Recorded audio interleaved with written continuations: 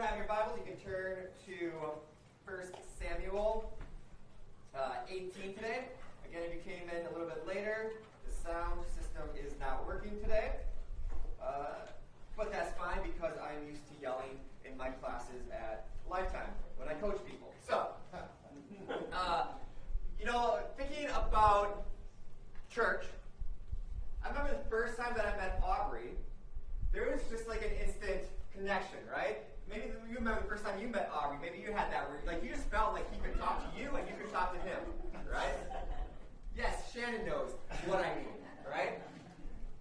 And think about people in your life who you just had that instant connection where when you and them met, right, like it just worked. You just clicked together, right? It might have been someone back in grade school. It might have been someone on a team or in band or in high school. Maybe it was in college. Now, I've got people today, a few people that I met like the first day of college, and we just clicked. And even years later, we maybe haven't seen each other for 5 years, but when we are in the same room, it's like time didn't pass, right? It clicked. On the other hand, you can probably think of times and people that you didn't connect with. And maybe they were mean to you. Maybe they said things about you, thought things about you that weren't true. And on the other hand, you can probably think of people that you've done that with as well. Right, as you look back in your life, you've had great friendships and great relationships. You've likely been hurt by a friend or others in your life, and if you're honest, you have probably hurt others in your life as well. We are in a time where we are more connected than ever. We used to have to wait until Sunday to come together and talk, or you'd have to pick up the phone and call their landline, right, and hope that they were home if you need something. Now you can just text them, and even if they're at work, they can get back to you right away. And so we are more connected than ever, but yet we also feel more alone than ever. And when at a time when we should feel more connected, we also feel more separated. And we feel like people don't know us or understand us. But we're hardwired to do life in relationships, right? That goes all the way back to Genesis. It is not good for man to be alone. And even if you are an introvert who doesn't like to be around other people all the time, you still need that connection occasionally. You still need to know that people care about you, and they need to know that you care about them as well. And so while really strong, meaningful relationships take time to develop, there are things that we can do to help our relationships along, to build stronger relationships in everyday encounters. It can impact how we see people at work or at school, on our teams, in church. And so that's what we're talking about. We're called to be the light of the world, right? That came from Jesus himself, so it's kind of a big deal. And so we're kicking off this new series today called Better Together, where we're doing a dual character study on the friendship of David and Jonathan. Now, how many of you have heard of David and Jonathan before? Show of hands. Right? Yes, because it goes all the way back to like Treehouse. Like that's one of the first things you learn, right? Which is good because you want kids to be good friends. And so most of us have heard the stories before, but we oftentimes haven't come back to it as we get older and as adults. And so we're going to be looking at this because they have one of the strongest friendships in the Bible. We're going to see what we can learn from it to refine our relationships and our everyday encounters. And so this is not oftentimes today when we say relationship, we think of, oh, romantic, right? That is not necessarily this one. This filters up to that. But this is just like, how do we even interact with people day to day? How do we have better connections with people right off of the bat? Because again, we live in a worn-out culture. People are exhausted and tired, and they're unsure that they're making the right choices, and they're hurting. One of the viral videos this week that maybe you've seen was John Bon Jovi talking a woman off of jumping from a bridge in Nashville. All right, so this rock star singer from a bridge camp, you see him going over to her and letting her know everything is going to be okay. I mean, John Bon Jovi's a pretty cool guy when you look at him, right? He has these kitchens and in these restaurants where there's no prices attached because he wanted to make it accessible to everyone, so it's just pay as you want. Right? And he does a lot for the community. So he saw this woman in need, and that just kind of fits who he is, to help those in need. And so that's why a lot of people like him. Whether or not you like his music, a lot of people like him as a person. And with how just the world around us and how we feel, relationships are crucial. Because if your self-worth is low and you feel like you're just not measuring up or you're not good enough, being around the right people can lift you up. Or if you're going through an inner struggle and wrestling with something deep, just knowing that other people are for you and that maybe you can even open up to is a big deal. And that just might see you through. And if you can let them into some of the details because you know that they're going to be for you, that's all the better. I come back to that with the youth in Refuge all the time. Like, they are for each other. It's hard, like, high school is hard enough. Middle school is hard enough. And so it's cool because we've got all different grade levels, but yet they all know that they are for each other. Now, how they act in school might be a little bit different, right? You might not see them always interact there because, I mean, I don't know if Connor would hang out with Mara all the time, right? But that they know that they're for each other, right? That's what matters because it will help them through the stage in their life. And so what made David and Jonathan's friendship so strong is what we're going to be looking at. And we're going to look at a key each week to it of how we can put into practice on our end. Because oftentimes we look at what other people are doing and we're like, well, our relationship would be better if they did this or if they did that or if they said this. We're going to look at what we can do on our end. And so how we can have strong relationships, be the light of the world to those we encounter every day. So here's the rough breakdown of how we're going to look at it, right? Believing the best, that's today. Standing up for each other, dealing with baggage, and unbreakable bonds. And there are really three passages where we see David and Jonathan together. And so that's what we're going to be looking at over this series. And the third one we're going to break into 2 weeks. And as I said, the goal isn't to focus on what the other person can do, but what can I do? Because we can't control them, but we can control us. And so, here we go. We're going to start with where we are in the story. So we are in the Valley of Elah, which is located in Israel. And so to throw a map of it, you've got Jerusalem over here. You've got Gaza over here, the Philistine city. And so it's kind of in the middle of that. And so this is where it's happening. This is the Dead Sea. This is Sea of Galilee up here.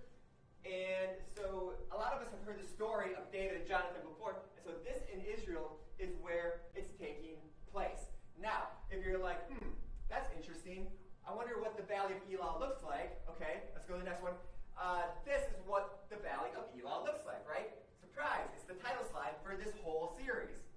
Because this is essentially the starting point of where they meet. Okay, so this is the Valley of Elah in Israel, and over here would have been Israel's encampment. The Philistines would have been more over here. The battle would take place more like in this area, and then when Philistine ran away, they went that way. Okay, but this whole thing is the Valley of Elah, and that's where David takes out Goliath. And then what happens is Saul is like Abner, his general. He's like, I want you to go get that kid. Go find that guy, and I want you to bring him to me. And so Abner goes, gets David, brings him to Saul, and this is where we pick it up in 1 Samuel 18. After David had finished talking with Saul, Jonathan became one in spirit with David. Again, who is Jonathan? Saul's son. Good. All right, Jonathan became one in spirit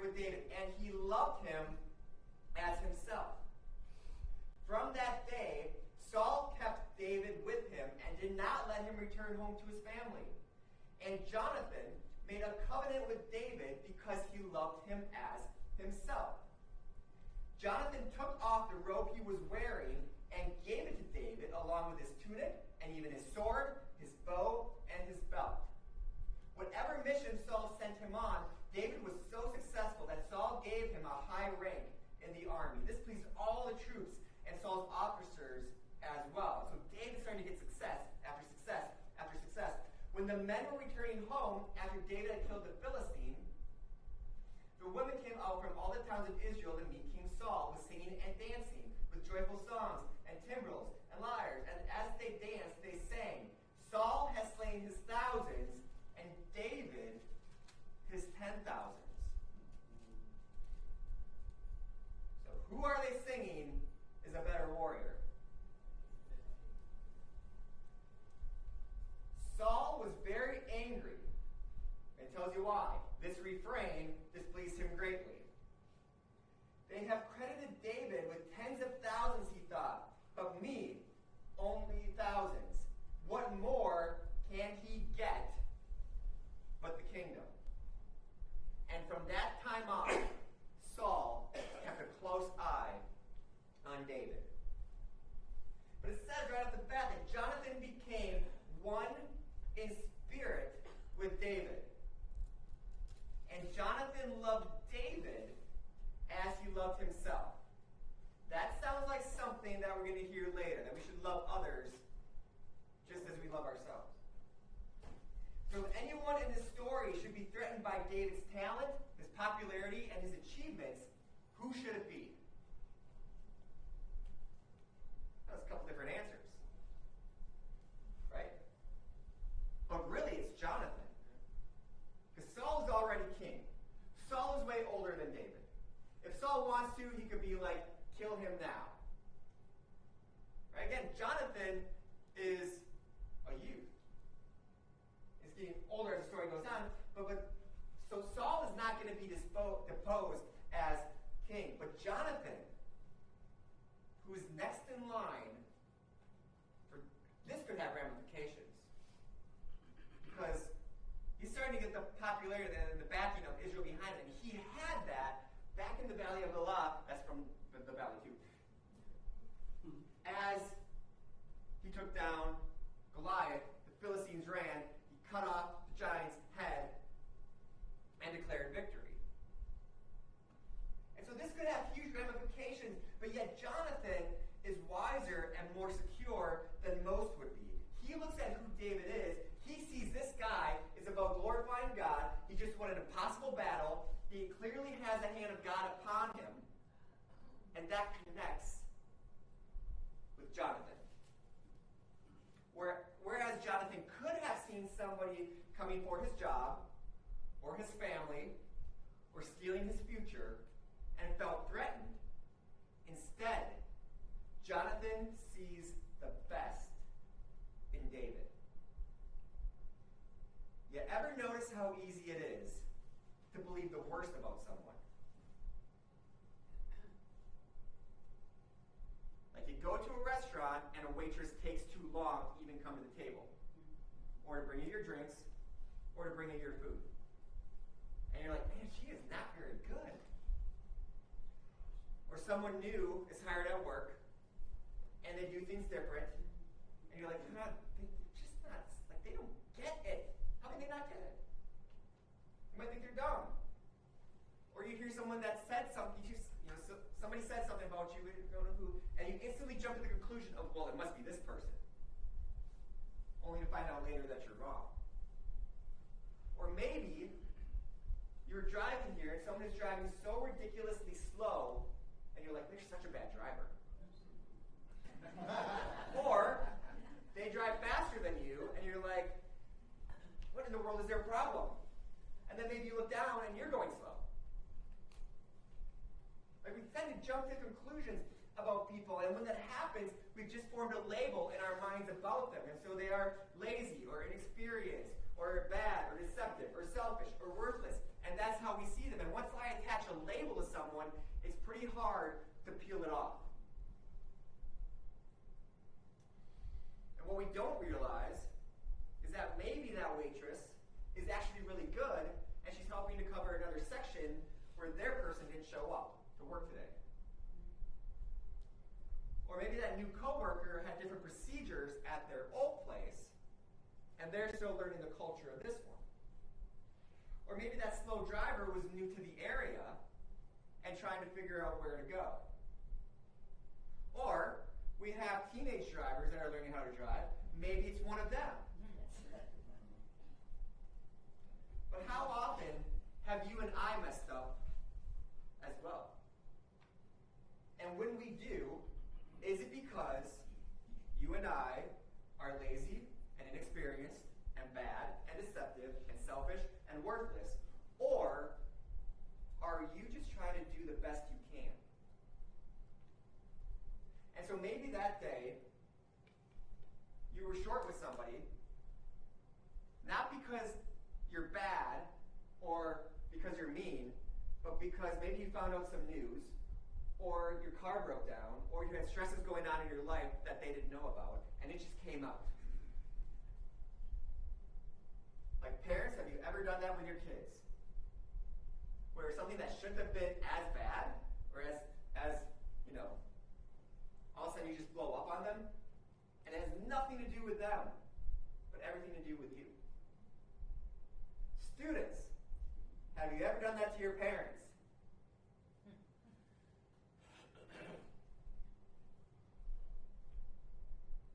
And oftentimes our quick tendency, our snap judgment, is to believe the worst about someone rather than the best. And so the key takeaway today is, if you want to have stronger relationships and if you want to have better everyday encounters, one of the first things is start believing the best about other people. Are some people just screwed up? Yes. Are some people just mean? Yes. But if we snap to that judgment and start viewing the world that way, most people are not that way. And so if we start with believing the best, oftentimes we can refine and elevate our everyday encounters. And so over the last year, I've really tried to start to see the best in people. And I've noticed it's actually kind of rare, right? Because people spew negativity about others all the time. Coworkers talk about coworkers, and bosses, and other kids at school talk about other kids at school, and teachers, and parents, right? And whether it's verbal or mental, it's coming out somewhere. And so if they're not as good as us, we look down on them. If they're better at us, then we think things about them like, oh, they're conceited, or, well, it's just because their parents have money, or whatever you want to say. But we jump to conclusions. But if we'll think that this person is really just trying to do the best they can, it changes how we see them. It changes how we understand them. And it changes our heart as well. And like Jesus did that. While others would look at someone and they'd be like, well, what did that guy do? Or what did his parents do that he was born that way? Like why is he so messed up? Somebody must have messed up because that guy has some issues. Jesus would see the best in people. And he would say, they're made in the image of God, and he needs my help right now. And then he would help him. And so when it comes to snap judgments, which end of the spectrum do you tend to be on? Right? Do you gravitate towards believing the best, or do you tend to see the worst? And I'm not asking which one do you up here tend to be in and categorize yourself, but which one do you naturally snap to? And maybe the way to think about it is, what are the recent thoughts that you had about other people? Right? Your snap reactions when you're frustrated. Who did something recently that would frustrate you? And then what was your instant thought? Was it, well, they're an idiot? Or was it, well, maybe they've been having a hard day? And then we give them a little grace. Because it's easy to think about, but it's hard to with your kids in school, do you think, well, their teacher's dumb? Or do you think, well, maybe their teacher has a point?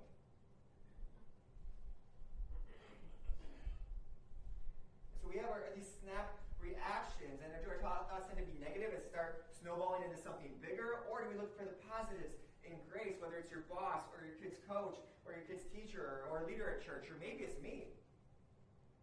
And you're like, that guy's an idiot. Right? What are these snap judgments that we have? Again, it could be your neighbor, even the crazy ones. It could be your spouse. It could be your kids. It could be your parents. But how do we think about those around us? And I've met lots of crazy people being in both ministry and health and fitness over the years. I've met a lot of crazy people. And some were mean to others. They acted harshly. They said mean things. And it was interesting. Sometimes I would get these same people alone one-on-one. And when I would start to ask about them, just them as people, and find out info about their past, all of a sudden, it's like the keys started to unlock. And I could see why they were doing what they were doing. I didn't make it right, but I started to see them as a person that's just trying to do the best they can.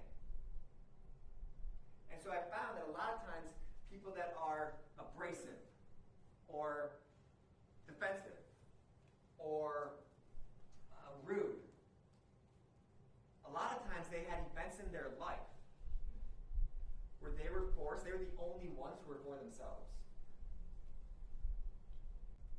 So one lady went through cancer multiple times. A couple were abused.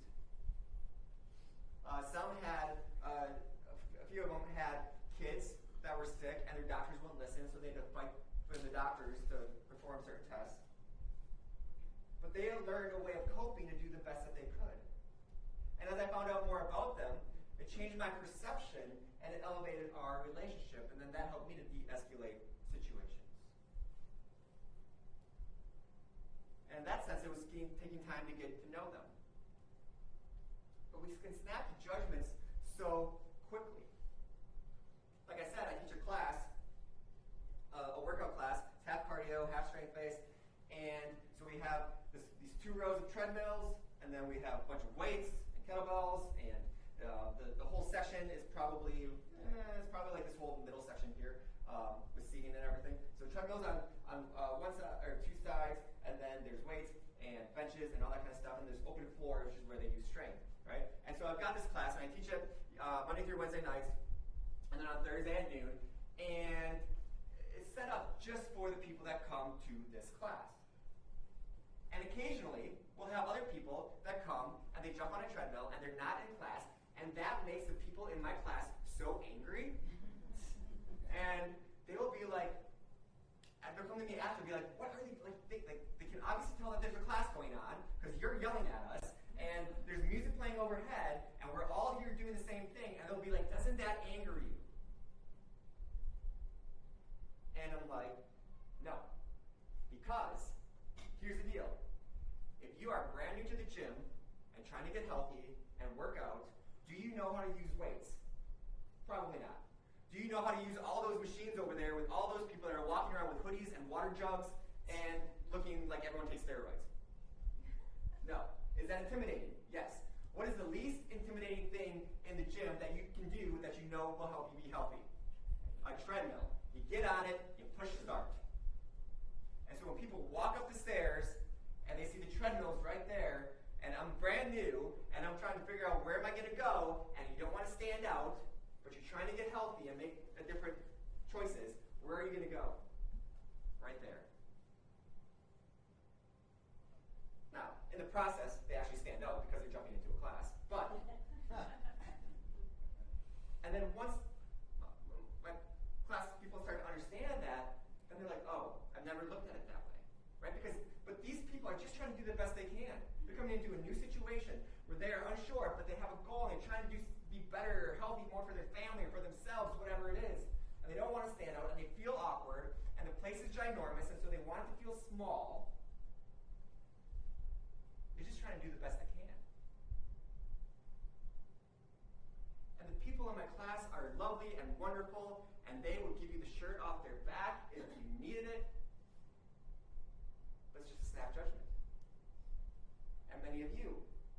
get the shirt off your back or help people in need, because you do. But yet, how easy is it for you to go to snap judgments about other people? At a restaurant, at work, at school, maybe even in our families. But if the Prince of Israel can see the best in a potential competitor, I bet we can in our encounters as well. And by the way, who's the one in the story who sees the best in the other person? Jonathan.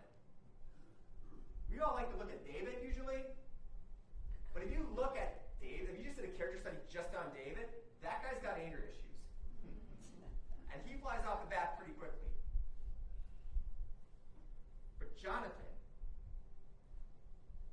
doesn't just see the best even in David, he goes one step further. Jonathan makes a binding covenant, a binding agreement with David. He didn't even have to do that. He could have just believed the best in him and been like, man, I'm going to be for you, we're going to be best friends, this is going to be great. But Jonathan went even a step further. Because it says, Jonathan made a covenant with David, for he loved him as much as he did his own life. Jonathan took off the robe he was wearing and gave it to David, along with the rest of his gear, including his sword, his bow, and even his belt. You might have remembered that. Okay, that's been something before. So you might remember when they first met, and we just kind of passed through it, like we just gave him a piece of gum and said, "Hey, that's cool." But he says, essentially, I'm going to put you above me. And this one is hard. He's elevating David above himself. Believing the best in others is hard, but actually putting others above us, that feels crazy. And it can make us feel weak. But when we do that, like Jonathan, we're actually operating from a place of strength, because Jonathan was secure in who he was. Are you and I? When we put others above us, that takes strength, and it takes confidence. And at this point, all David is just, he's a youth whose brothers found him annoying sometimes, and he just killed a giant, and now he's the prince. Now the prince of his country recognizes who this kid is. That there's something special about him, that God's hand is upon him. And so Jonathan's not just giving him random gifts here. He gives him his robe, his gear, including his weapon, his bow, and his belt. The significance of this isn't lost on biblical experts. One commentator wrote, "This is a virtual abdication by Jonathan, the crown prince." He knows, he's got the sense of who is going to lead Israel. Another commentator says the covenant of friendship referred to in verse 3 was a unilateral, binding on one party only, that being Jonathan, covenant in which Jonathan committed himself to David with complete disregard for self. The gift given by Jonathan served to ratify the covenant and honor David. And then another one says, in our political world, where power plays such an important role, what would be the thought of a prince who voluntarily renounced his throne in favor of a friend whose character and godly faith he admired? Now, I'm not asking you to give up your career for somebody else. But if we believe the best about others, maybe it is giving them a little bit more time. Maybe it's helping them where we can. Maybe it's giving them the benefit of the doubt. And so, yes, we believe the best in others, but also, that also requires that sometimes we put people above ourselves. And when was the last time that we did that? Yet it sounds oddly like what Paul gets at when he says, therefore, if you have any encouragement from being united with Christ, if any comfort from his love, if any common sharing in the Spirit, if any tenderness and compassion, then make my joy complete by being like-minded, having the same love, being one in spirit and of one mind. Do nothing out of selfish ambition or vain conceit. Rather, in humility, value others above yourselves, not looking to your own interests, but each of you to the interests of others. And the scriptures can be so easy to read, but so difficult to live out. And so that's like we've read that before. That's a popular one. But when we really break it down, and let's go to the next slide, so we'll do a little bit of study, right? So he says, therefore, if you have any encouragement from being united with Christ. So do you have any? He doesn't even say, like, are you full of encouragement? He says, like, a little bit. Any encouragement. If any comfort from Christ's love. If any common sharing in the Spirit. And if any tenderness and compassion. And I'm sure everyone here has a little bit, at least, of tenderness and compassion. And he says, so make my joy complete by being like-minded, having the same love, being one in spirit and of one mind. And he's speaking to the church here, right? Say, hey, you guys are one. Function as one. Don't be divisive. Be for each other, not against each other. Believe the best in each other. That's good, Mike. And then it also trickles out to our relationships as well. But he says, do nothing out of selfish ambition or vain conceit. Rather, in humility, he says, value others above ourselves. Not looking out to our own interests, but to the interest of others. That takes operating from a place of strength and confidence. Because as we talked about the offering, that we know if we're in Christ, like our God has us. Everything's going to be okay. And so if I'm good, because I know God has me, that frees me up to help others. Again, the scripture's so easy to read, but when you think about it, that is difficult to live out. And so this makes what Jonathan did that day all the more impressive. Now, his dad, Saul, is not going to get it. His dad doesn't get that. And as we'll see, Saul will soon be like, this David is a threat to my kid Jonathan's reign. And it's going to drive Saul crazy.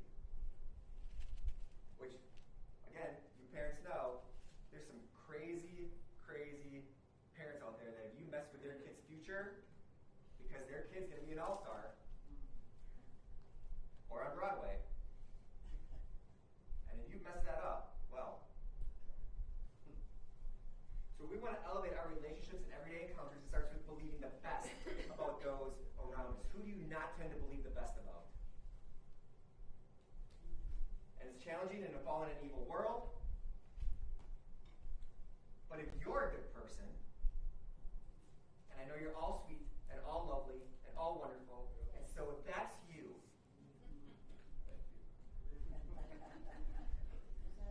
let's believe the best about others as well. Even the ones that cut you off, even the servers that are going to be not on point today with where you go to eat after, not your teachers at school on Monday.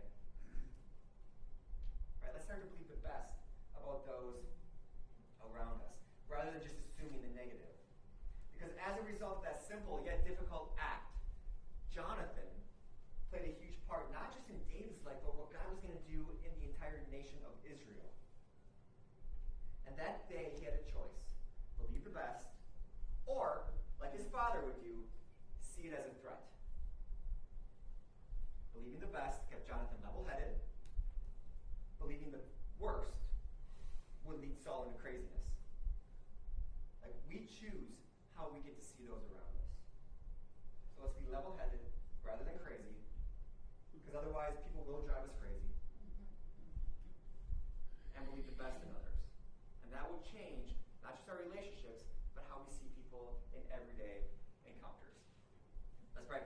God, we thank you so much for the story of David and Jonathan and their friendship. And it's a glimpse into that one relationship that happened so long ago. And at first it seems nice and simple and everything's easy, but yet when we see see and look into the magnitude of what that really meant, we see how hard it could have actually been. And so we ask that we too would believe the best in others, that we would operate from a place of strength and confidence, because we already know that you're our God and our Father, and you love us like crazy. So help us to believe the best in others rather than get simply easily frustrated and to think and attach labels to them. Instead, help us to love them like you see them. And so if they screw up or they make us upset, that we believe the best about them, and that we also are willing to put others above ourselves as well. Because as Paul's going to go on in Philippians, you did the same thing for your son. So we thank you. In Christ's name.